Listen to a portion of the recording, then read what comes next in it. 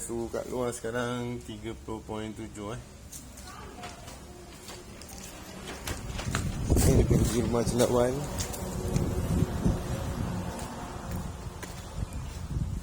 Jadi tangga ni atas ni boleh gerak, boleh movable, boleh alih-alih.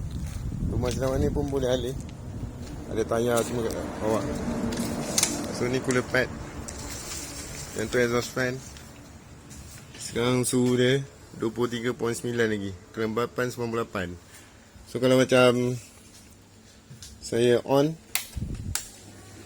Okay, kalau saya on,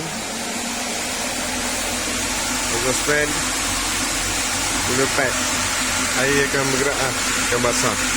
So cooler pad ni akan tarik apa sejuk masuk dalam rumah ni dengan sistem air dengan tangki kat bawah.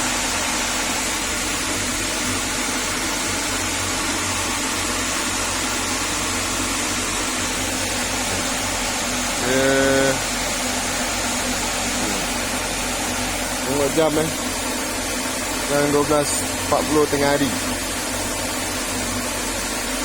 Suhu dia rendah 23.9.